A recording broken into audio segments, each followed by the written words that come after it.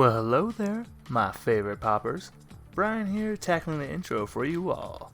Now, before we get into the recap of the last episode of Awa, this week's promo is brought to us by Of Mice and Men and Monsters.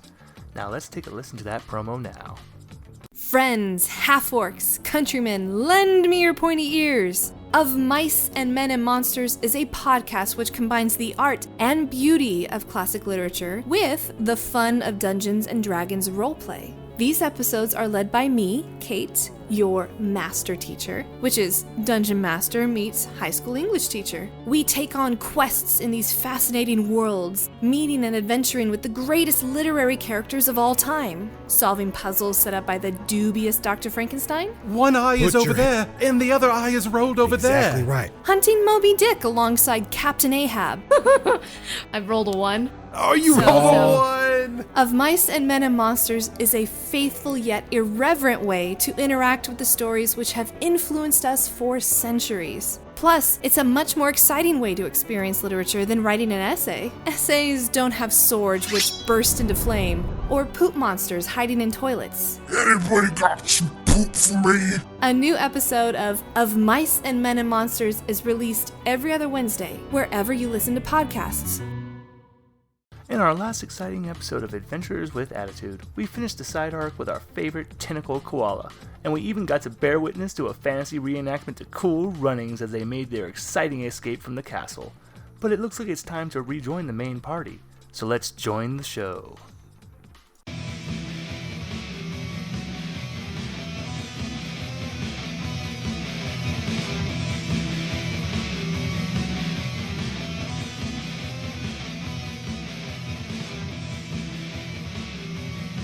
Greeting, listeners, and welcome to our new campaign after... No, Ooh. that's right. No one died last session. It was close, but, not for lack of trying. This is the aftermath of what we are calling the Turtle Among Us arc, as our henshin tried to stop the machinations of Augustus, the turtle advisor to the city of Nidoko, after he tricked them into leading him to a secret laboratory where he turned himself into a dragon turtle. Yep, and we failed miserably. Oh, we got our Yeah. asses kicked, but we died like heroes. Spiritually died. We're still alive. I don't know, it was pretty damn close for Marcus. Yeah. Yeah, you know what? Oh, yeah. What? Might just put you in a pile of rubble. Oh, boy. Or cobalt energy out for one. And as a party retreated to safety, they watched helplessly as Augustus walked over to the mansion that had been the home of the Duchesses Ryoko and Belladonna and sat on it, making a new throne before asking everyone to bow before him. I questioned the asking part, but okay. He asked aggressively, but he commanded them to bow. Yeah. That is some dictator PR spin. I asked aggressively. I'm like, no, you commanded it, you jackass. We start this session in a familiar bakery to at least one member of your party. As you ran off with Marcus's dying body, you headed off to the medical district for Nidoko, Char Village, a unique section of town. The Char part is actually quite literal, as somehow a pyromancer came into town and managed to burn the surface of every stone building. Huh. As it stands, the stones are still black, but it has become an easy way to identify where you are, and no one really wants to change it. I mean, fair. I guess that makes sense. And I think the camera zooms into Nidoko, and its focus is into Char Village, to a lovely bakery known as Baker's Dozen, owned by the barbarian turned baker drow Baker Dozen. So here's a question. How many times can you say baker in a sentence? Or how many more times, I should say? Oh, okay. Well, there's really plenty more times. I mean, you guys, we'll go for the record. Oh, Lord. I'm sorry. I am sorry, folks. I am not used to being up this early. Nor I. The sad part is that it's 11 in the morning, so it's technically not early. Hey, anyway. This is my first time waking up with Taco Bell breakfast still available in a while. And I think right now the scene is set with Obsidian and Yuzi in the front of the store having breakfast, because I think as you guys have gotten back, in part because Sid wasn't able to make this session, we're just going to say that Tebesti took Marcus to the back and has been taking care of him aggressively. That And sounds any bad. attempts to get in the room have resulted in a growl and a pew pew. I'm sorry, just the idea of taking care of him aggressively. That sounds Like- bad. It's like aggressive CPR, like, get better. Get better. Go. Easy there, Nurse Ratchet. Well, Sid said in the last session, Marcus is her only friend. This is true. Well, it's Gabby. Even though Gabby is like her adopted. Well, Gabby is everyone's little sister. It's Yeah. there's no other way to put it. yeah. So I think we're just kind of focusing in, and the guards have been coming in and out of the store as I think it's been maybe a few hours since he got there. And let me roll something quickly. Here we go, folks. First roll of the session. How doomed are we? Oh God, we have poison bagels. The bakery's gonna try to kill us now. Why would she try to kill us? She's a nice lady. Yeah. I don't see that happening either. Oh, you're going to be glad about this, Erik. Am I? Okay, so you guys see a guard walk in, and Erik, You? how about you describe your temporary character until Marcus gets better? He gets better. If he gets better.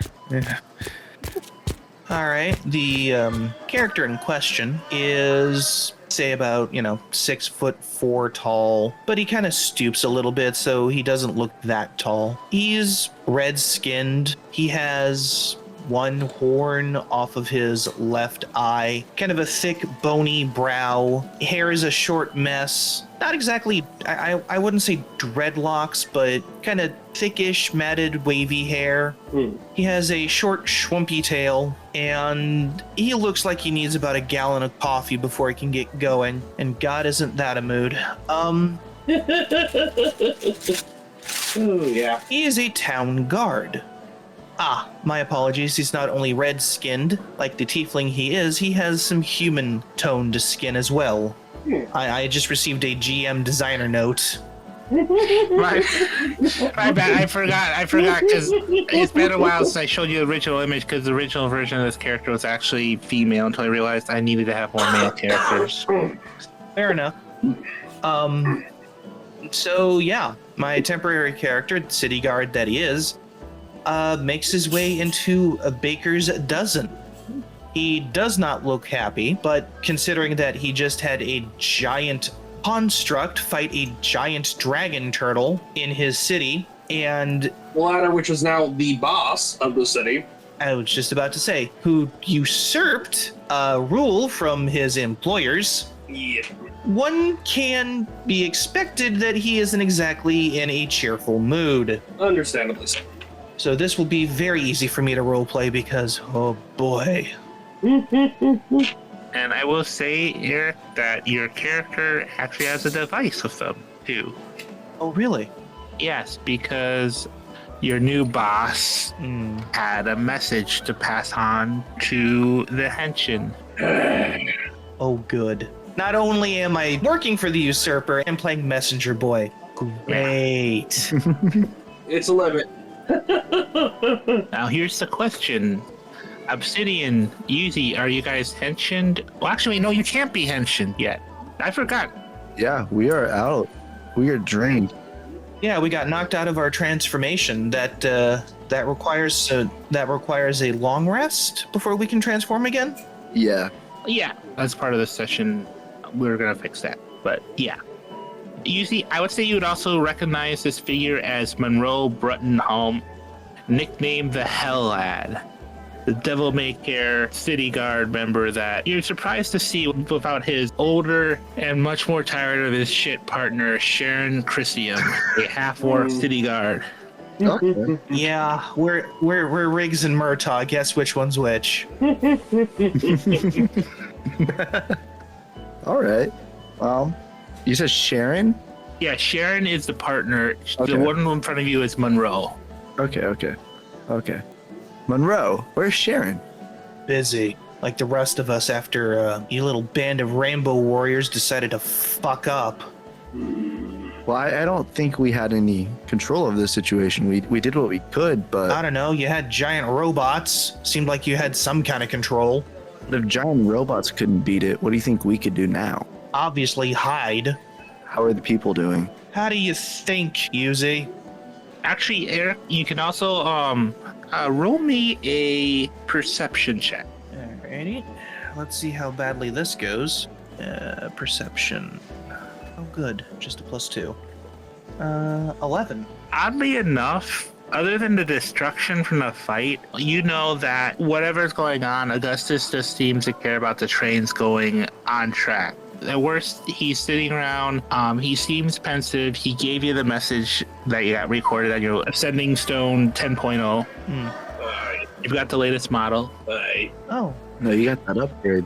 Oh, yeah. The iStone 10X Plus. Yeah, stone. Spell EYE, of course.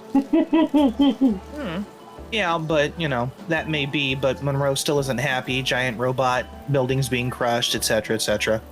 Monroe, the Royals, are they okay?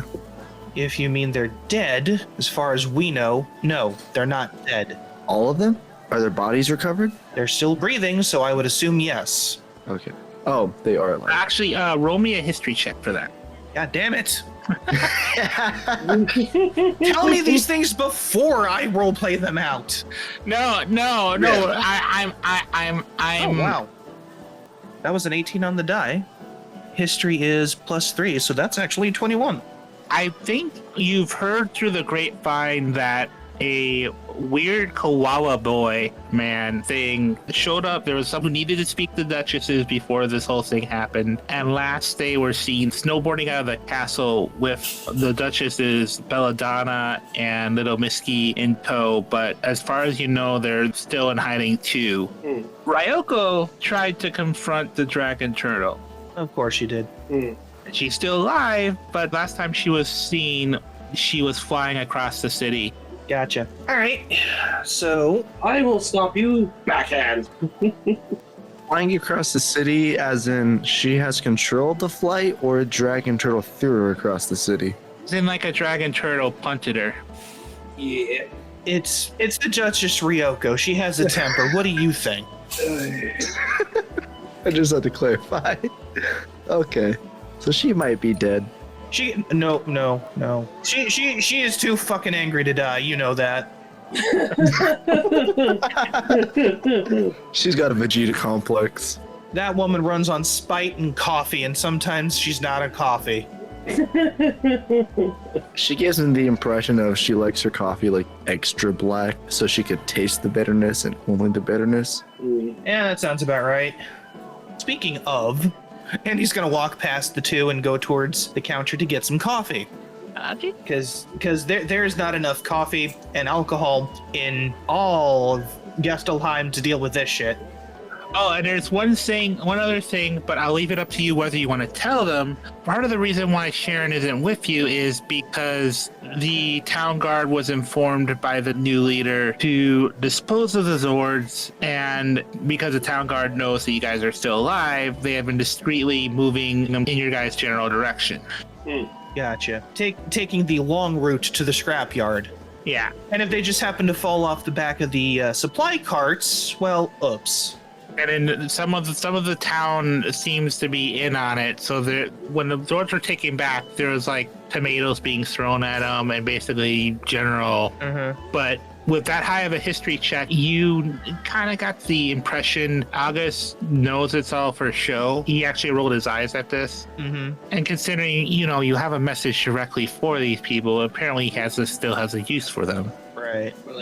But yeah, the baker goes, well, howdy there, Monroe. You want the usual, or do you want something a little extra spicy? And she winks at you. I ain't got the spoons for this. Just give me a double. All right. Oh, and one of those maple bacon logs. Those are good. All right, I can do that. And she starts getting again. You sure you don't want to make it a triple? I'd like to sleep sometime this week, so no. But thank you. All right. I'll be over with the Rainbow Warriors there. And he goes and sits down, takes the chair, turns it back around, squats down into it. Riker sitting. The Riker maneuver. Well, no, the Riker maneuver is hoisting your leg over the back of the seat and sitting normally. Anyway, he turns the chair around backwards, sits down, goes, Hello, fellow kids. So, on top of everything else you've done, you forced me to play errand boy. And he takes out the eye stone and puts it in the middle of the table between the two. Obsidian has just this entire time been quietly glaring at anyone talking. Just bad mood, period. I'm gonna lean in and look at the ice stone. There is a message. Is it from him? A message to you and yours from our gracious new ruler. And if you think the donuts are sweet and syrupy, the amount of sarcasm coming off of Monroe's voice drowns that shit out. Oh, I knew he had a sweet tone. He pokes at the stone to play the message. You hear a very guttural version of Augustus's voice, which I will be doing because being nice to our guests, Susanna's put in so much time on this. Our guest and our friend who is busy and gave control of Augustus back to Sean. Yeah. Hope you're doing well, Susanna. Life is tough. I hope you're doing okay. His voice speaks out. Well, Henshin, you finally did the right thing and helped overthrow the might-make-right leaders who took over the city. But I have some issues that my current size doesn't allow me to deal with. And let's be honest, you want the Psycho Rangers out of this town as much as I do, as I have the agreements made with a certain artificer turned out to be a load of shit. I need you to deal with the infection of Burmeister's forces in this city, because with my current size, I did what I did to be able to rule over this city and beat the people who were mistreated and left behind when your forces helped bring the city back up. Burmeister forces made an agreement, a former, well, I'm sure you're in the medical district, so you've met the family Dozons. What you probably know is that their sister had certain thoughts that were, well, maybe some of you have been considering what you dragged off Mr. Fearless Leader. Marcus wouldn't be able to explain this to you, but a certain artificer of the Dozon family seems to think we should turn this into a war state and start taking over. My goal has always been to protect the city. Everything I have done to this point was to protect the city and keep it going, while a ludicrously angry barbarian and a sorceress who just keeps on changing themselves get all the credit. I sat in a cell in this city until the Henshin War for most of my life. I came out, I did what I could for the city, and then I sat back as everyone else got the credit. And I felt I was in a much nicer cell, but it was still a cell. If you kill a cage, it's still a cage. And I will not let this artificer destroy that. This city is a home for those who are downtrodden, and I refuse to let anyone destroy that. And you might ask, why then did I transform myself into a dragon turtle? Well, consider this. This was where the stand stopped. When Burmeister's oncoming onslaught started to falter. You are still looking for him, no? Then you are going to be late. Someone will need to be here to protect the city. As I said, I do whatever I can to protect the city. My message may be extreme, but I tried it the normal way. I've tried it for a year, and without this transformation, my time was soon to be ended. Alright, Yuzi's gonna be furious because Yuzi only cares about this city and he only cares about protecting the people. And this man thinks that he's protecting the city and being a better ruler by destroying it and ruining everybody's lives. So forget Bonemeister, forget his henchmen in the city. We gotta take this guy out first. He thinks he's justice and he thinks that he could stomp around and tell us what to do, and now he's even trying to ask us for favors just because he beat us in a fight. We have to stop him at all costs. Hey, Yuzi, can you roll me a history check? I would love to roll a history check. Oh god. 7? Oh wait. 10. Okay. Forgot I have a proficiency bonus on it. Well, okay, with 10. Oh, well, I actually derailed everything. Hmm? I derailed everything, trying to come up with a speech explaining like why he did what he did, and now it's like, oh no, fuck it all. I will say with a 10, he's not lying about that he was literally chained under the city until the Henshin conflict came here and his family members, like the ones that got ran out, had been overthrown because they literally just ran out and left things behind. Okay, so his family had been previously ruling Nidoko.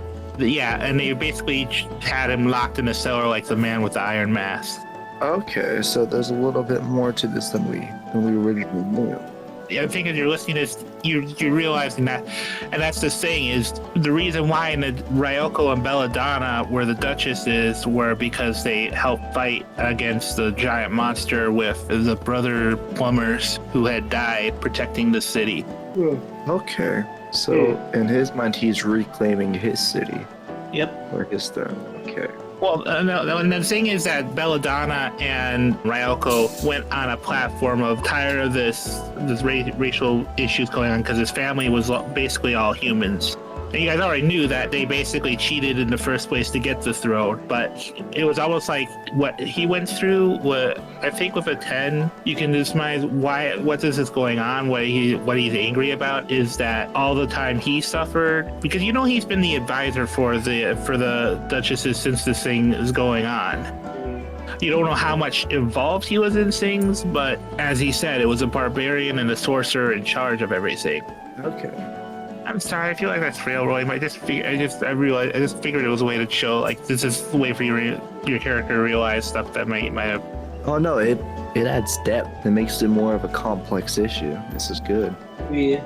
All right, so Yuzi's gonna scheme in his brain for a second, while Johnny also schemes in his brain for a second. Monroe's gonna get his coffee and his maple log with bacon. Baker hands it over. I like the thought that Obsidian has just been eating like the old 2-day-old stale bread this entire time. I'm quietly.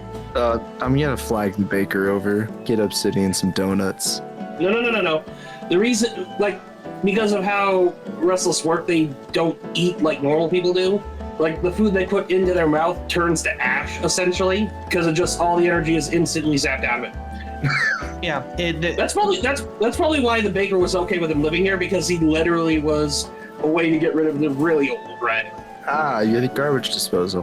there we go. That's the word. Yeah, and he was completely fine with it because he's not actually eating it; he's just turning it into energy. So why not? I mean, That's the most efficient way to eat. yeah, It also doesn't matter. He doesn't have taste buds.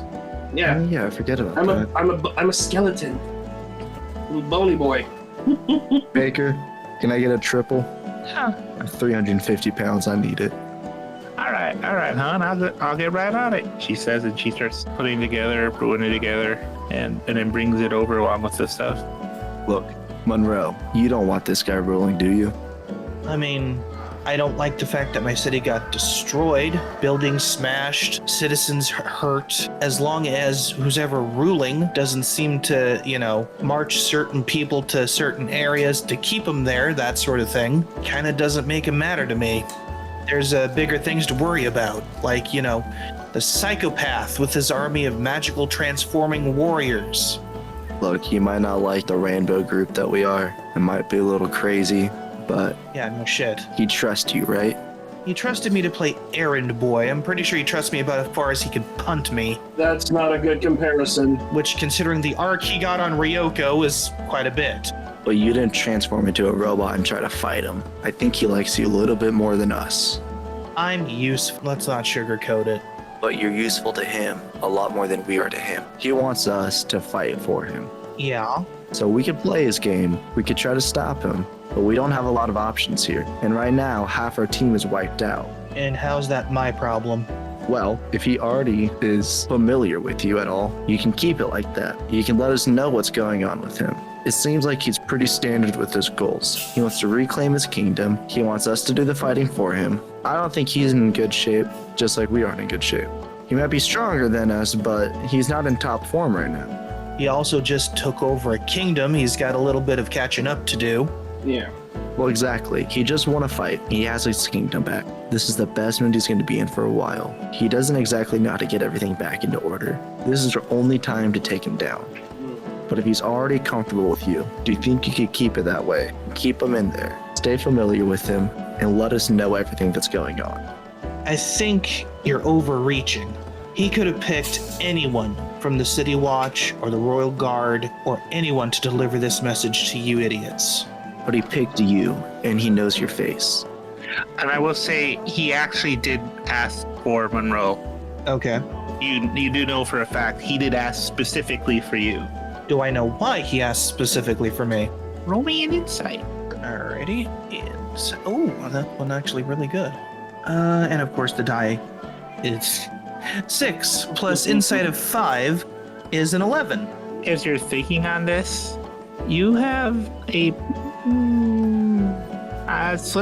let's say you have a realization that kind of makes you a little sick to your stomach. You sure it's not the overly bitter coffee? Oh no. Because as you're thinking about this, you realize there's a conversation you had with him, and Augustus asked you how you went forward with things, with how reckless you could be. What did you tell him? How I go forward with things considering how reckless I am? Yeah, like he's basically asking how did you rationalize some of the collateral damage you've caused as the briggs of the city? Well, considering that my collateral damage is on a much smaller scale overall than the wreckage that was caused by, his fight, and I seriously think that he did not mince words saying that. Well, no, this was brought up before this all happened. Oh, with Augustus before the fight. Yeah, this is before, this is like when he was still the advisor. Right. You had a very relatively destructive moment. You had to blow up a ship in the port, let's say. Oh, boy. Well, considering that the ship was probably carrying something that needed to get off, and the people doing the carrying were probably very, very, very bad people, I saw it as long as innocents didn't get hurt, damage was okay. It was the ship out in the port, it sank more than anything, so that was fine. Sure, some cargo might have gotten lost, but whatever was on that ship that I was sent to get off the ship was safe, so... I see that Monroe is a utilitarian. Pragmatist, utilitarian, not above being the instrument of karma for people whose asses need to be kicked. I like Monroe. And I think if you're thinking about it, you realize... God damn it, this is all my fault, isn't it? Yeah, you realize he seemed to take that to heart. And I think if you're thinking about this, you remember seeing Augustus ask... And there's the head onto the table with a loud thump. Did you create a terrorist? Because, God damn it! Monroe the terrorist breeder. Thump. Can that be the name of the episode? No, if only because of the word terrorist. Yeah. So, yeah. Yuzi and Obsidian just see him just kind of sit there, glaring at Yuzi, and he just kind of cocks his head as his eyes kind of glaze over in thought, and he closes his eyes, he grimaces, and he just slams his head repeatedly into the table. God damn it! Yuzi's gonna go ahead and grab Monroe by the shoulder and give him a look of what happened. One day, Augustus, when he was much smaller, asked me how I justified blowing up that ship in the harbor. I remember that. And I told him, honestly, that ship belonged to pirates, and the pirates were carrying cargo that really shouldn't have been cargo. I got that cargo off the ship and figured, well, no one would really mind if those pirates didn't take that kind of cargo anymore. So I decided to speed up Parma a little bit, hence the explosion of the ship in the harbor. Apparently, Augustus took this as a life lesson to model himself after. Well, look, those are bad people. Augustus destroyed innocent people, killed innocent people, destroyed a town full of citizens. Pirates are not citizens. He destroyed a town. There was battle damage, but there was about as much battle damage from him as it was from you people. Yeah, it's also one thing I would say that Monroe would know, that when he went up, there were people injured, but there wasn't any fatalities because when he first burst out, and then that everyone was... It was at a graveyard. It was actually out of an abandoned warehouse. Ah, of course. There have been injuries, Yuzi, some of them pretty bad, but there's been no fatalities. Good. And I guess I'm applying Incredible Hulk meme. The thing is that Look, we didn't want to destroy the town, but we had to stop him too. And we're limited. We did what we could. did you try talking to him first, or did you go straight to punching? Talking to a dragon? The thing is, you guys did. And of course, this coming from Monroe is laughable. Yeah. You did try talking to him. He tried to kill you. True. Yeah. We actually did try talking to him, and we almost died for it, but we did what we could. I'm not happy that I had to do this. I love this town. I love the people here. I don't want people hurt. I don't want my kingdom destroyed. I work here. I live here. This is my home. Yeah, well, look around you. Kingdom got destroyed, and technically, the buildings got destroyed and the kingdom got destroyed because now we have to deal with a new ruler. So, Well, look, we did what we could to stop it. How are you going to reconcile the situation? Can you help us? I don't know. Considering that, he decided to take my story as a direction to go in, I figured I might shoot him, see how that turns out. Don't do. Gotta find me a really big gun that fires really big bullets. I think I can manage. I need a big ass gun. Oh, Oh Lord. God. Oh yeah, guys, could I get a perception check from everyone? Yeah. From everyone? Everyone. 14. Let me check my No! modifier. Where is it? 15 total. I rolled a 5 total. 3 plus 2. 14 plus 1? Okay. I think as Monroe's talking and focusing on you guys, you notice a very wet and very red tiefling walk into the bakery before slamming the door shut and startling Monroe. Did you say wet? Wet. Very wet. A very wet tiefling in a, Are we talking, look what the cat dragged in type of wet and disheveled? like wet as in landed in the harbor. A red tiefling with brown hair and a black biker-like jacket wearing, I don't know what to call it. I guess it'd be short. I would say the black biker, chain belt with a large blue buckle, a knee-length loincloth that covers absolutely nothing but the important bits, and humorously a cravat around her neck. Oh, so you mean my type of lady? You're talking about the Duchess Ryoko. Your old boss. As you see the Duchess Ryoko just walk in, dripping wet, noticeably missing her hammer. I am going to stand up out of respect for her as a palace guard, or before I was a Power Ranger. Well, don't you look like shit. And he munches on his donut. Monroe. Ma'am? Ryoko looks there, goes Monroe, Yuzi, Ryoko. Obsidian. He nods, she looks at Baker and goes, I'll need a quintuple. She grabs a chair and moves over. I think Monroe just kind of lifts his coffee and goes, respect. Is this going to be the episode of wanting up coffee doses? It's been that kind of day. I think we're gonna have a coffee. It's probably gonna turn into 2 episodes, Just to be like the coffee off. which is actually kind of good because it gives Adam more room. Oh, Lord. Well, I just found the titles for these episodes. Oh. Coffee Talk. I like Simple- that. Simple to the point. Coffee Talk Part 1, Coffee Talk Part 2. Coffee Talk Part 1, Coffee Talk Part 2, give me a quintuple. Or maybe like Coffee Talk and Treason. I don't know. I like that. All right, I'll make a note of it. Anyway, continue. And so she walks over to you. The guy goes, "Well, my day was shit. How was yours?" I'm playing errand boy for the Grand Poobah. How do you think I feel? I don't know if my team is alive or dead. Monroe kicks Yuzi. You feel that? I am a 6 foot, 350 pound portal. No, I didn't feel that. I kick him again. You feel that? The pain in my soul is greater than my physical injuries. Then yes, you're alive, you dumbass. If the skeleton could roll his eyes, he would. Look, Yuzi is defeated. His only virtue is justice, and there's no justice right now. Well, there might be, but we may not like the flavor. Yeah, good point. Meanwhile, Obsidian's just like, God damn it, how am I working for the bad guy again? Every fucking time! Again, sounds like a you problem, not Monroe's. Yeah, but he hasn't said any of this. He's just, the most he's done is given a grunt of response to the Duchess and bow his head lightly to her when she came in. That is the most respect he has given anyone so far. Obsidian, the man of many grunts. Me. I mean, you're not wrong. He's not a very talkative person, especially in the mornings. Much like me. So, Thunder Thighs, what's your plan? Wow.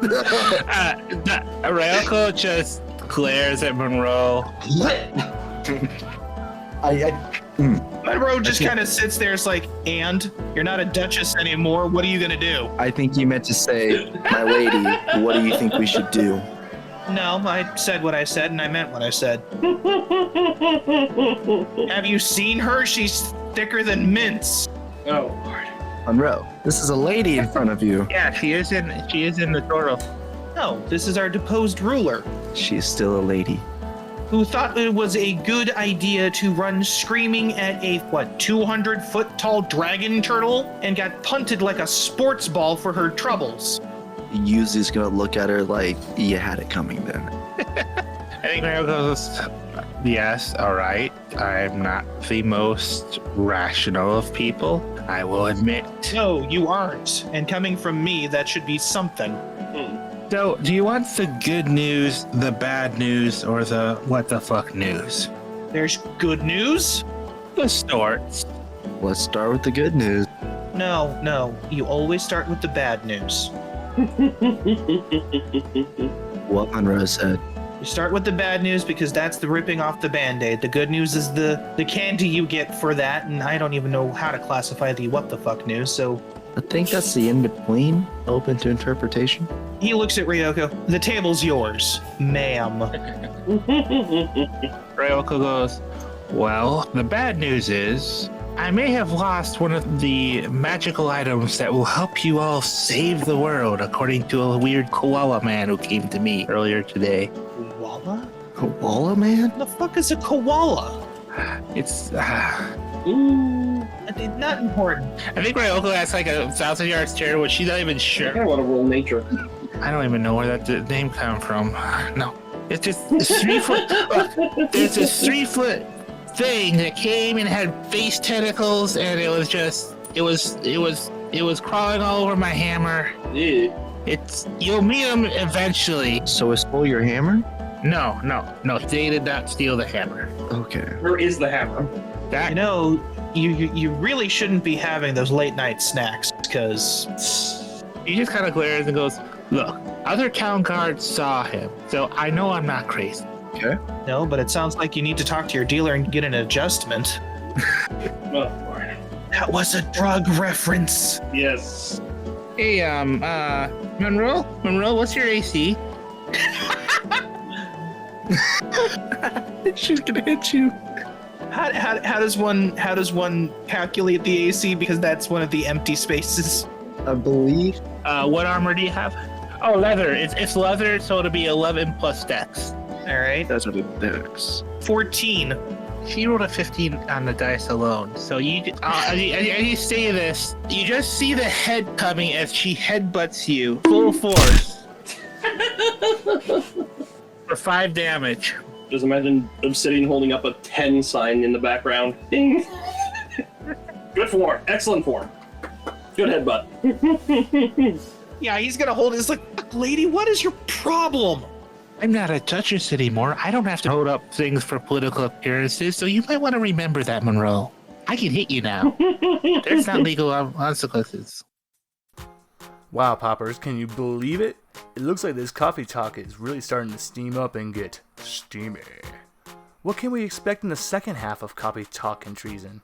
And you know what? If you are enjoying the show, remember to leave us a review and share us with your friends. It really helps us out. And you can always find us on Twitter at Dungeons and Pop.